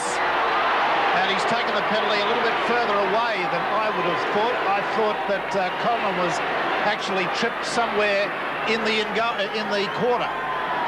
Now he's gone for that one there.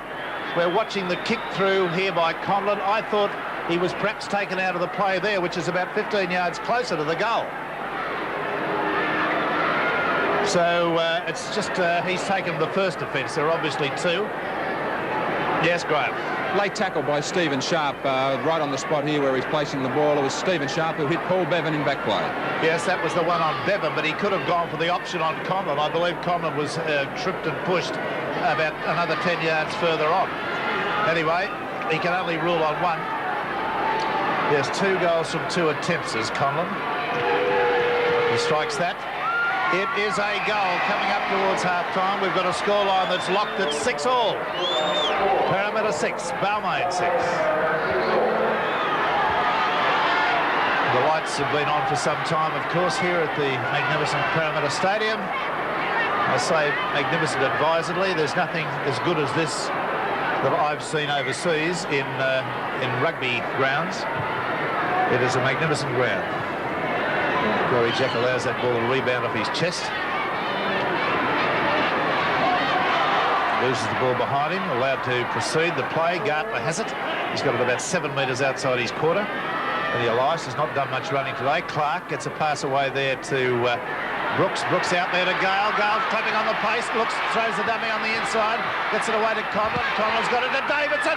Davidson's up the sideline. Delroy's there. Delroy picks him up but doesn't put him down permanently. And the pass has gone back on the inside, but the referee has ruled that the touch judges said that Davidson was put into touch about 10 metres out from the line, perhaps 8 metres. Oh dear, that was a close thing for the Parramatta side, and Davidson, the tackle by Delroy on Davidson was able to just get him over the sideline. The pace here of Gale, Conlon's engineered the movement, got it away there nicely. Atkins was badly wrong-footed, he was actually facing the wrong way. Delroy came over, and in that move there, we would have seen his leg go close to being over the sideline. We're back with a normal action. Balmain on attack at the moment. Scott Gale gets a pass to Conlon. Conlon will go in. That's a try to the Balmain Tigers. And it's scored about 10 yards to the right of the upright. And Balmain just coming up to half-time and scored their first try of the match at a critical moment. So the score now, with a kick to follow, is Balmain 10, Parramatta 6. And a look at the replay. You see Scott Gale holds the pass up, gives it to Conlon, showing good understanding between these two. And now, even though he's centre, he is also forward size. There are a lot of second row and lock forwards that aren't as big as this man.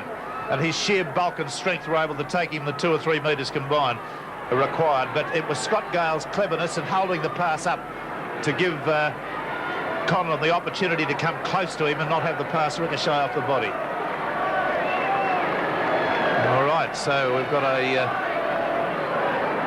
Conlon situation here, another easy goal. I think this is his 4th attempted goal. Yes, it is. He's been successful with the previous 3. This is only about 17 metres out and perhaps 15 metres off centre. Correction, make that 20 metres off centre.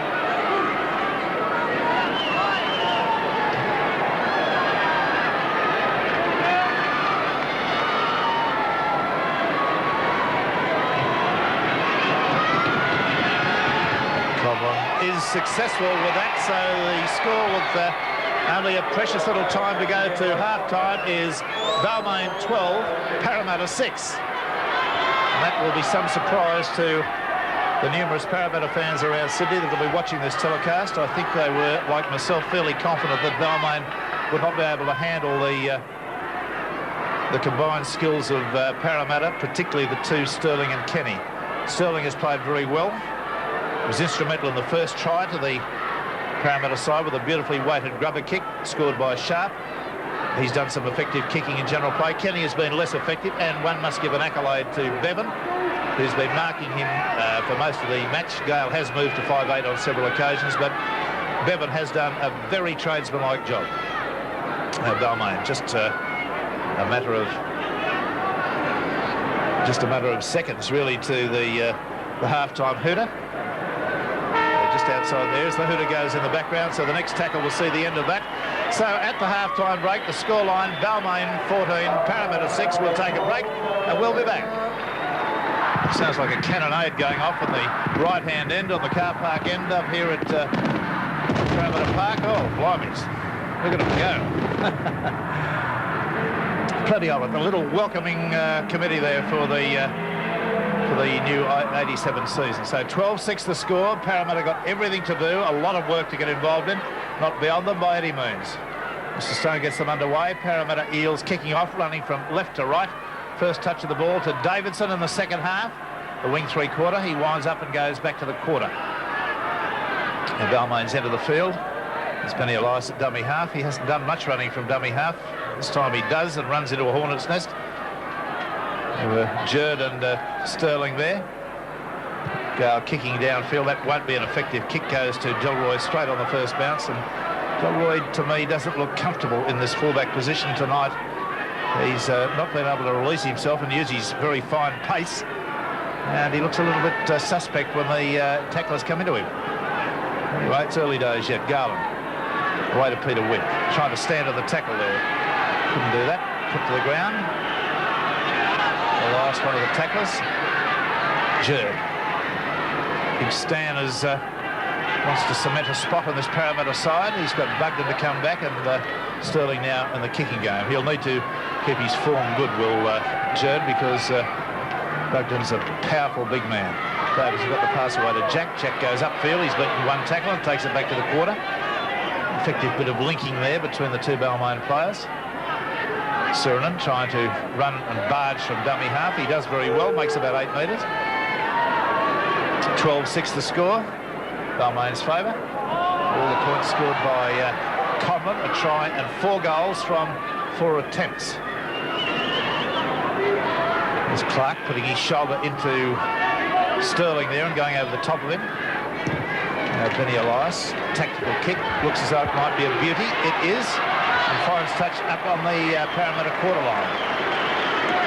Great advantage to have another player in your side apart from your number 1 kicker who can pop the ball downfield with those rubber kicks. Elias very clever at it. Scott Gale too has been going particularly well in the centre. He's was instrumental in the try, gave the pass to Conlon, and he's looked very, very dangerous and very pacey. It might be a master stroke by Will Anderson in using him as a centre.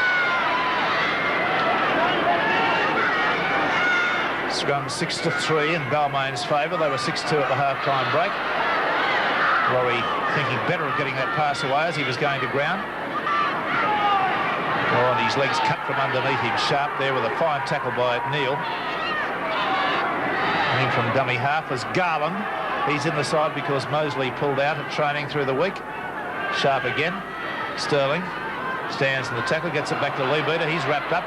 Can't get the pass away. Looked a bit clumsy there.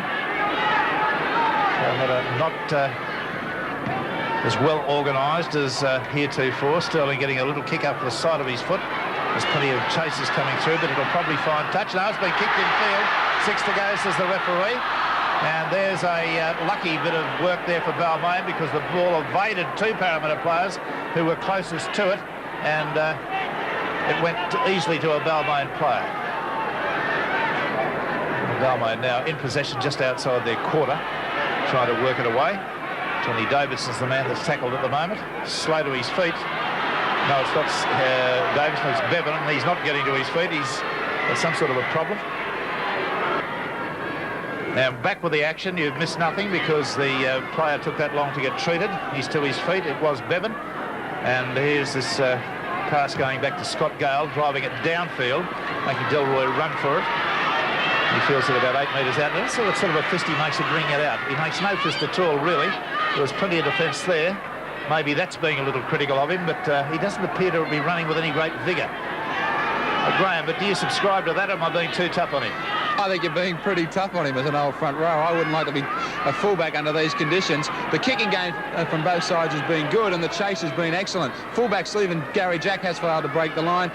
He's got to receive the ball, take the ball up to 4 or 5 tacklers. It's a no-win situation, especially for a guy with the physique of Delroy. Well, if he's capable of playing first-grade fullback, he should be showing a little bit more intestinal fortitude, in my view, and running a little bit harder at it.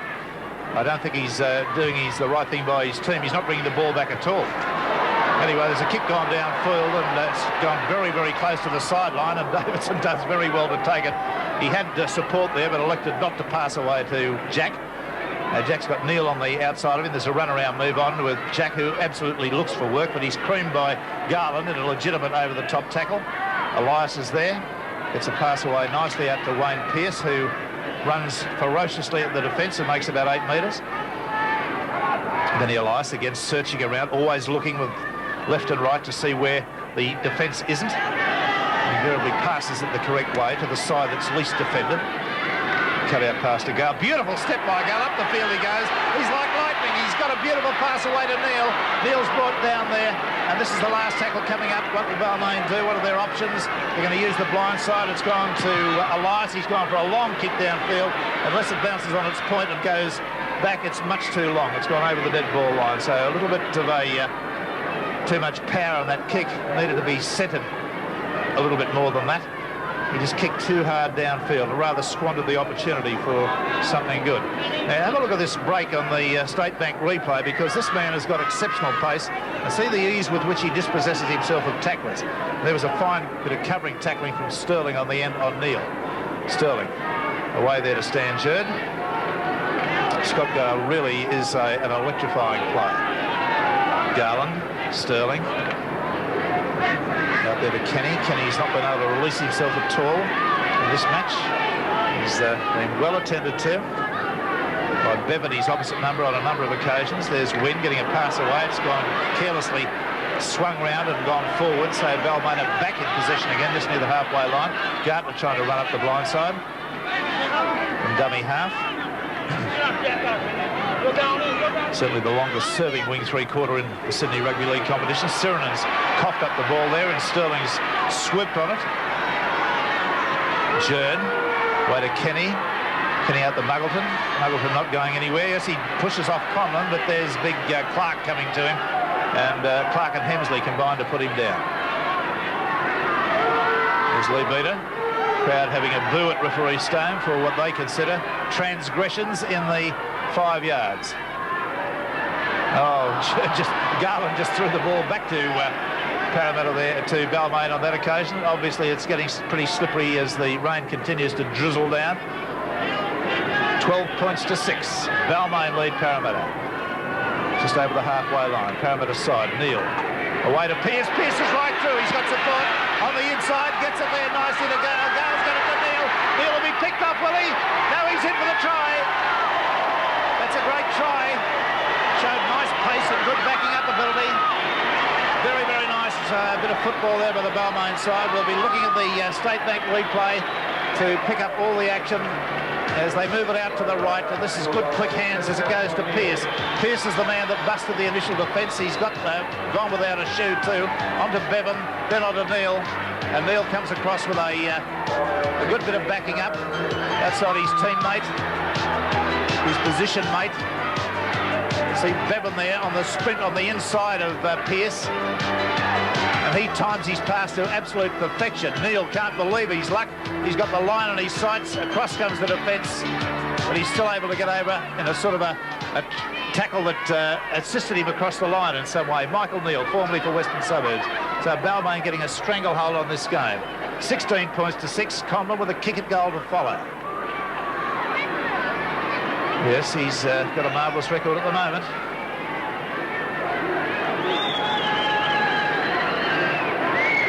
Conlon, 15 metres out, about 18 metres off centre. A little shuffle he does. And that's 5 from 5, and a try for him. The score now moves along to 18 points to 6. Balmain lead. Neil gets it in, but not to the referee's satisfaction. The scrum only about 5 metres from the halfway line. And it's going to be a penalty to Balmain.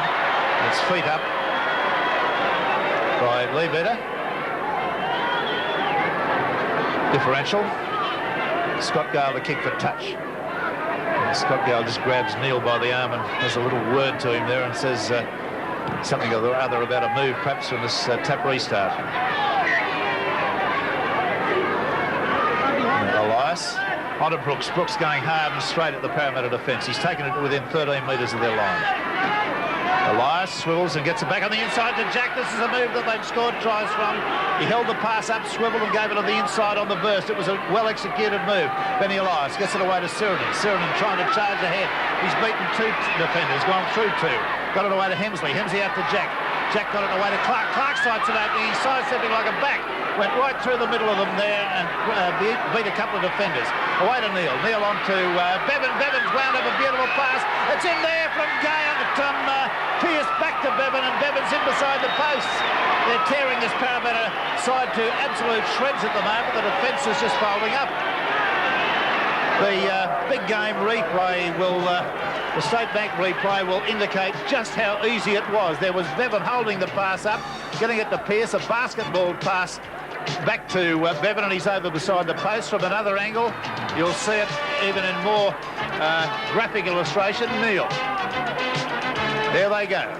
There's Bevan holding the pass up well, getting it to Pierce. Pierce lobs it back inside. No defence on the inside, and he was smiling as soon as he took that. He knew there was a try on the end of it. Elias spread it wide to Neil. Neil to Bevan. Bevan nicely to Pierce. Pierce back to Bevan. Oh, yes. How sweet it was. And becoming a positive embarrassment now at 22 points to 6 with Conlon 5 from 5. And it just looks as though Balmain will probably, we can only say probably at this stage, break the Parramatta hoodoo. There's been a hoodoo on them winning here for quite a while. They lost both of the games last year. Stan Jerd off, Graeme Hughes. Stan Jerd has left the field. We're going to carry out a check on his injury. Stan just shrugged his shoulders and literally just waltzed himself off the field. And Jeremy Lillis in 24, I believe, just making his way to the sideline onto the field right now. Okay, Jeremy Lillis on in 24. Here's Balmain with Neil running right through the middle of them. This is an embarrassment. He gets a pass away nicely to Brooks, and Brooks is underneath the posts. Well, I mean, an astonishing game this is turning into, with Balmain just starting to run riot at the moment. And the Parramatta side, there are some Parramatta players still back 30 yards upfield. Benny Elias created that one, getting the pass away to Neil after deceiving a number of players. Look at that handoff there by Neil. Absolutely superb.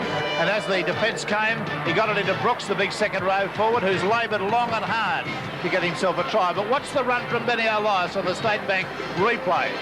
Benny goes out of one tackle, out of another, then gets it back on the inside to Neil. Watch the handoff of Brett Kenny by Neil. Just pushed him away as if he wasn't there. And as the defence came, he mounted a very good pass to Brooks, and Brooks is right underneath the black dot. An absolute embarrassment it's gone. We're up to 28 points to 6. And David Brooks, who's only 24 years of age, has scored his try, which will have given him a great deal of pleasure. Here's Conlon coming up with another one. So that is an incredible tally for Conlon too in this game. Is that 7 out of 7? 7 goals out of 7 and a try. Some sort of try scoring potential. And the rain keeps coming down. It's only been light. The Gardens will love it, but it's not the greatest thing for footballers to attempt to play swisho football and keep the ball alive in the backs. Hemsley now. But they've done very well. The handling has been quite satisfactory. My statistician, Warwick Roberts, has just informed me that young Clark, a boy that I've been giving a few good mentions to during the game, has pulled off 30 tackles. Well, that would be consistent with what a front row forward should do if he's playing a solid game. A very good effort. I was principally interested in commenting on him because I know Balmain, some Balmain supporters who think he can't play, which amuses me. I think that those particular Balmain supporters are in the category of not being able to deduce who's a good footballer and who's not. He's let that go. Scott Gale will go the length of the field, I believe. I don't think anyone's going to catch him. Yes, they do.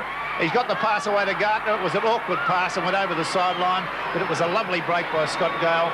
Just carrying the ball, appeared to take the final edge off him. But there was a pass that the referee very nearly ruled on because Bevan, I thought, gave it to him about a foot or so forward. Chalmers did very well to cover him and also to force the error on Gartner. So the scrum will go down on the Parramatta quarter line with Sterling to feed for the Parramatta side as the rain continues to dribble down. Kenny has not made a break today. He's been so well handled. Just inside his quarter, Laurie. Well, they say the great ones don't grow on trees. I think before this season's over, Parramatta will find that Ray Price is going to take a power of replacing. Yes, Graeme Hughes. Well, a host of Balmain changes are warming up in the tunnel. Peter Cameron in 20 has moved to the sideline, as has Kevin Harwick in 21. Harwick is out there for Pearce. I would think that Cameron in 20 may be for Michael Neal. That hasn't been confirmed. But also Michael Makito warming up in the tunnel, maybe for Clark, who went down injured. Okay. Oh, the passing has gone astray. The ball has actually fallen on top of the Balmain player's legs. And he didn't know that he had the ball in his possession. He was lying on his stomach and the ball fell on his legs. All right, we've got plenty of replacements coming on that Graeme has just given you. So obviously Bill Anderson is feeling disposed to rest some of his keys players. We've got Pearce, Neal and Brooks, the three of them coming off. And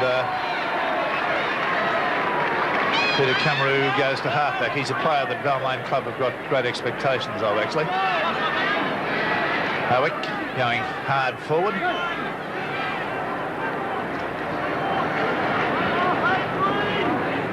Johnny Owens.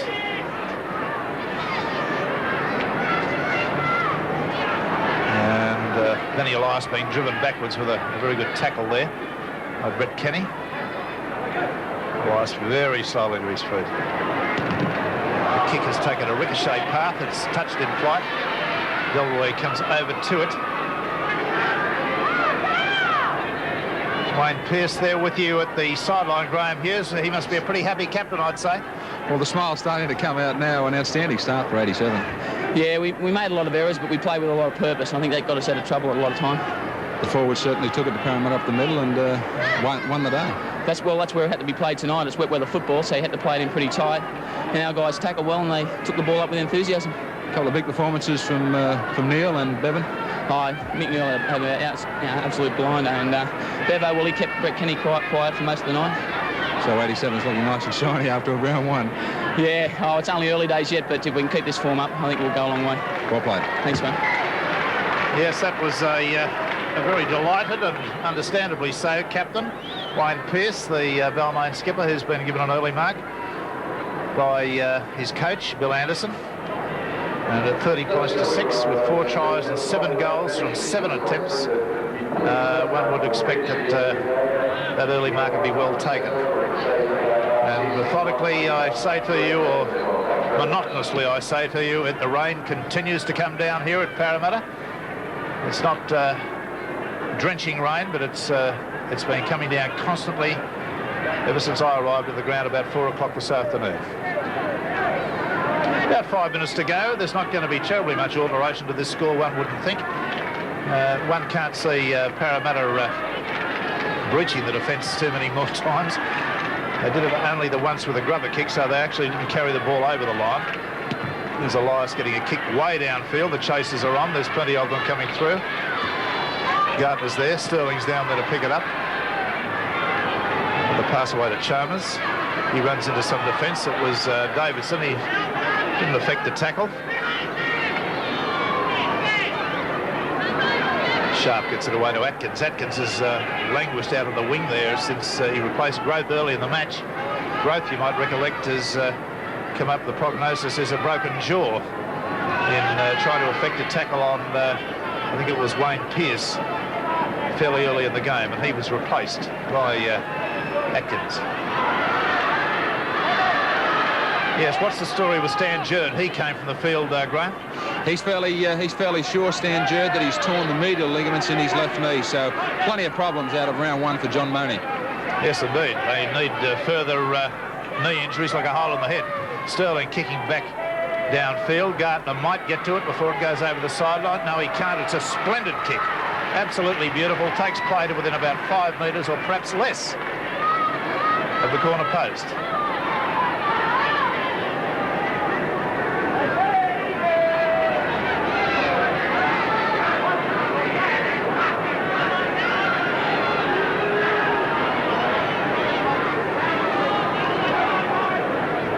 Scrum going down just about 8 metres out there where the referee's got it. It's won by Parramatta. Sterling turns it back on the inside to Kenny.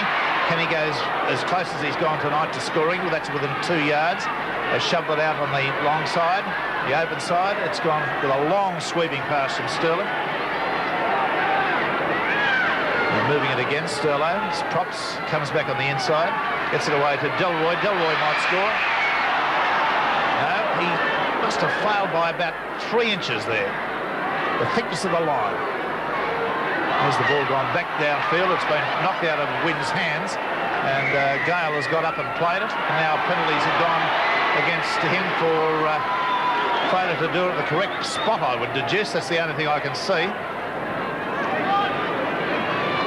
He must have played the ball sideways. We'll see that again. The tackle is affected on Wynn. The ball goes free. It's picked up by Gale. Gale gets up, walks off the mark. I think, well, he didn't attempt to play the football at all, but he deduced he wasn't tackled. That's his reasoning behind that. Yes, Graeme. Mike Makito out there in 24 for Kerry Hemsley. Mike Makito, the reserve grade captain of the Balmain side. He's played a lot of first grade. Sterling getting it out there to number 24.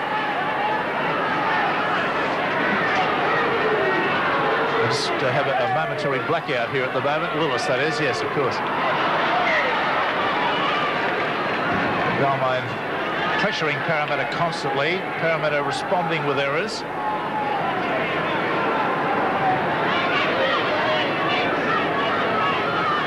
And a continuation of the scrums going down in the same area of the field. We've got about 4 or 5 scrums in the last 20 minutes gone down within 2 or 3 yards at that spot. It's quite astonishing. Okay, now we've got Balmain trying to ruck it out from 10 metres from their line. They're guarding a lead of 30 points to 6. Owens comes away with a run towards the quarter line. And it's all very, very constructive stuff by Balmain. The same sort of stuff with the number of replacement players on that they used in the first half with the, or up until 10 minutes ago with all their first graders. They're not trying anything different. Chalmers has got the ball from the kick through. He's picked off midway between the quarter line and halfway. The tackler was Owens. Sterling looking for somebody to pass to, gets it away to Kenny. Kenny throws the dummy. He's taken out of the play by Conlon. And they've actually lost about 5 metres on that game. I think Brett Kenny's going to remember this game untidily for a long while. He's up and he's not very well at the moment. Sitting up in a painful looking posture there at the moment. Garland, Sharp. And still the Balmain Tigers keep moving in and tackling. Garland onto Leabeater. Leabeater hit hard by Clark and by Marquito on that occasion. Is Wynn. Well, that's the way we're more used to seeing Wynn run, but he hasn't done much of that tonight. The tackling has been around his legs and been picking him off. Oh, Atkins threw a reverse pass there with a teammate that Muggleton that was done ferociously hard. Way to Sterling. Sterling still employing a kicking game. Kick has been fielded by Jack. They have 5 chasers coming through. Jack trying to get between 2 of them. And he still managed a gain of about 15 metres there. Injury time at this point. Out to Conlon, out to Gale. Gale to Gardner. Gardner comes in away from the sideline. Gets a pass back on the inside. It's gone to Camero. Camero gets a pass away to Gale. Gale can't release himself. He does now. Gets it away to Conlon. Conlon lobs a long pass back inside. It's evaded everybody. I don't know who's going to come up with this. It could be Leibeder. Yes, it is. It was another try looming there for the Balmain side. Had that last pass gone to hand. But they're playing very flash football at times, throwing the ball around with Gay abandoned. Delroy running from dummy half and buried backwards. It's not run with any authority. There's the hooter, but I suggest it's a very relieved Parramatta side at the moment. Looking at that scoreboard, 30 points to 6 in favour of Balmain, 4 tries to 1. And there you can see the scorers have been Conlon, Neal, Bevan, Brooks, and an astonishingly accurate goal-kicking performance from Conlon, who hasn't missed a goal. He's kicked 7 from 7 on a night perhaps when one would expect goal kickers to have some difficulty getting the ball cleanly onto the foot. Sharp, the sole try scorer for the Parramatta side. That came from a Sterling grubber kick, and Muggleton 1 goal. So a comprehensive flogging, I would put that down at 30 points to 6. Last season was a good one. The game's on the up and up. This year, it'll be even better. The battle for the Winfield Cup. True, we've lost some giants. They were a credit to the game. But we've also found some young'uns. They promise to be the same. That's what the big game's all about. It happens every year. We lose a few of our heroes, but find others who know no fear. We see them give it all they know. We see them give it their best shot. 'Cause whether unknown or famous, you gotta give it all you got. That season was a good one. We saw a big man walking tall. But who will it be this year to collect the greatest prize of all? A magnificent start to the Winfield Cup for 1987. Let's now take a look at all the highlights from the other games. Redfern was rocked by the Illawarra Steelers as they shut out South, scoring 4 tries to 0. The Steelers' new buys fired, and Chris Macklin-Shaw enjoyed the benefit, stepping through the defence for the first try. Illawarra were up 9-0 at the break. It was a bad night for South. Shortly after half-time, Neil Baker fails to find touch, and Macklin-Shaw made Souths pay the price with a slashing run to send Alan McIndoe on his way to the line.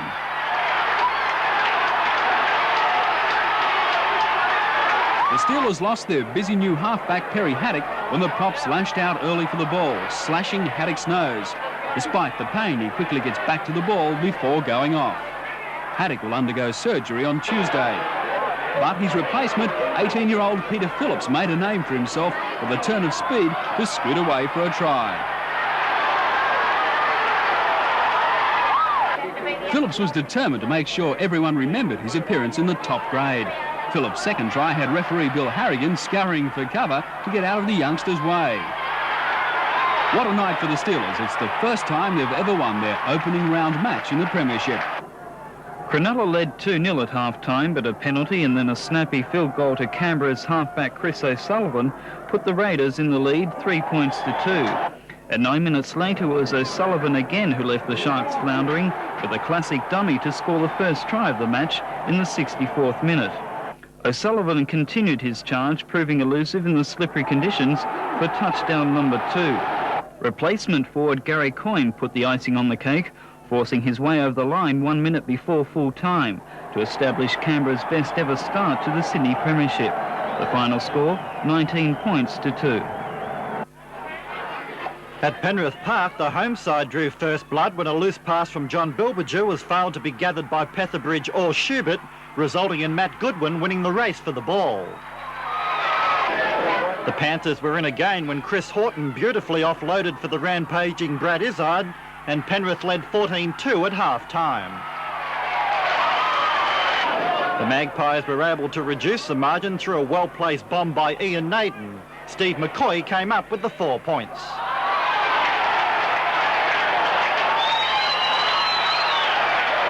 The bomb was a great weapon in the slippery conditions, with Petherbridge again fumbling for David Green to score. Penrith, playing the better wet weather football, convincingly defeated Wests 18-8.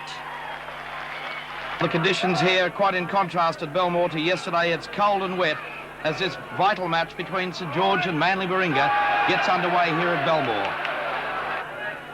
Manly pinned inside their own 22. Shearer, a long floating pass out to Meredith and out to O'Connor. Michael O'Connor down the left-hand touchline. Great pace by O'Connor. Beautiful pass back infield, but the ball's been knocked on. Now Kokis out to Dejura. The little kick through. Here's a chance for St George.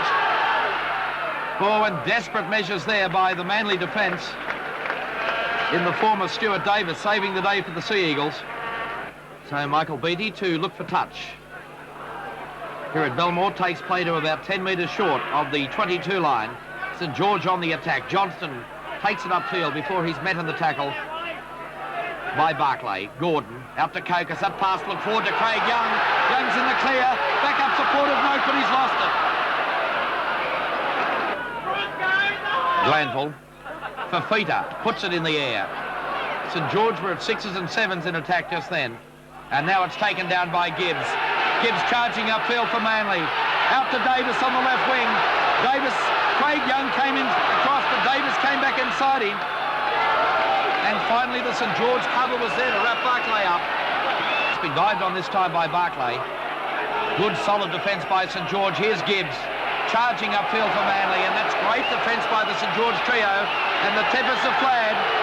It's only taken half an hour for this match to erupt, and Ron Gibbs, who was flattened just a few minutes ago, is immediately back in the centre of the action. Craig Young in there, jostling with a couple of the Manly players. Fafita has been called out, and also Billy Noak. The three-man tackle on the Manly Warringah second row forward. So Billy Noak has been given 5 minutes in the sin bin, and a penalty goes in fact to Manly Warringah. Substitution for Manly, number 10, Ian Barclay coming off, being substituted by Glenn Ryan, number 23. So Glenn Ryan on the field for Ian Barclay. Michael O'Connor. Michael O'Connor, great pace down the right touchline. Beautiful pass back in for Chris Close. Support on the outside of O'Connor. Pass back to Close, but he spilled it. Great build-up by Manly, but the finishing wasn't there. And again, the man underneath was Cochrane. There's the half-time hooter. No score in the first half as it's taken by Dejura. Got the pass away to Johnston. Johnston in the clear. The pass looked a little forward. A pass back in field. Kokis is wrapped up. And that's where the players will leave the field at half-time. The score's locked at 0-0, and a chance in the final minute for St George to register the first points of the first half. Quickly plays the ball now to Cochrane. Long pass, left behind by Gibbs, taken by Dejura, and a penalty against St George for offside. It's only 10 metres out, directly in front, and the crowd will tell the story. In he comes. There's the kick. The flags go up. A Manly lead. St George by 2 points to 0. Final tackle now for St George. 10 metres out. Craig Young and a penalty. Des Hasler caught well offside. So the former South Sydney utility player Bronco Dejura with the ball placed for St George. Moves in. He struck it well. That's the equaliser. It's 2-2 at Belmore. 6 more tackles to go for St George. Graham Wynn from dummy half, the big former international forward. And it's right on. Gibbs was the man that came in. It's erupted here at Belmore. Funnel's gone in. There's boots, there's fists, there's everything flying. Gibbs is getting his pound of flesh in there with Billy Johnston. Well, surely somebody must go to the sin bin for this one. So, 10 minutes in the sin bin for Ron Gibbs. His first indiscretion of the 1987 season, so Manly will be playing a man short. But more importantly, a chance now for Bronco Dejura to put the Dragons in the lead by 4 points to 2. There's the kick. The flags go up and the Dragons have hit the lead for the first time here at Belmore this afternoon. There's the kick from Funnel. Rolling end on end. Shearer. Oh, he's lost it. A chance for St George. Full foot taken by Hasler. And Hasler saves the day again for Manly. Here's a chance. St George to Jura. Bert Gordon came back infield. Did he take the wrong option? He's so close to the line. He's lost it, and Manly come up with it. Mal Cochran from dummy half gave it to Gibbs. And the St George defence gave it to Gibbs as well, but here's a good break upfield. Oh, Meredith's been brought down. The ball rolling end on end. That should be a penalty where the ball landed for the late tackle. In fact, it has been. The kick 12 metres out in front. There's the kick. Up go the flags. It's 4-all at the Belmore Sports Ground. Time ticking away for both sides. In fact, there's the full-time hooter. The 2 points have been shared by both Manly and St George in a trialist first-up match in the Winfield Cup here at the Belmore Sports Ground. The final scoreline, St George and Manly have drawn 4 points all. A feast of rugby league for the first round this season. Well, let's just check all those results from the other games. Of course, Friday night, Illawarra much too good for South Sydney, 25-2. Canterbury Bankstown showing a complete reversal to their early pre-season form, 28 over North Sydney 8. Canberra off to a great start, 19-2 over Cronulla. Penrith a solid 18-8 victory over Western Suburbs. A marvellous game of rugby league at Belmore Sports Ground, low scoring and a draw. Sharing the 2 points, St George and Manly, 4 points apiece there, 4 all I should say. And Balmain, that shock win at Parramatta Stadium, 30-6 over Parramatta. Now the table after Series 1 of Round 1 of the Winfield Cup looks like this. East after the bye on 2, Balmain, Illawarra, Canterbury, Canberra, Penrith all on 2 points, St George and Manly on 1, and West right down through there to Parramatta, last year's premiers, all without a win. Next weekend's game, West versus Parramatta, Cronulla versus North, Canterbury. Should be a great match against Balmain, South versus St George, Manly versus Penrith, East versus Illawarra, and Canberra having the bye. As I said, a marvellous round of football for Winfield Cup action in 1987 in Series 1. A great week of rugby league, and we look forward to your company again next week. Until then, I'm Graeme Hughes. Goodbye for now.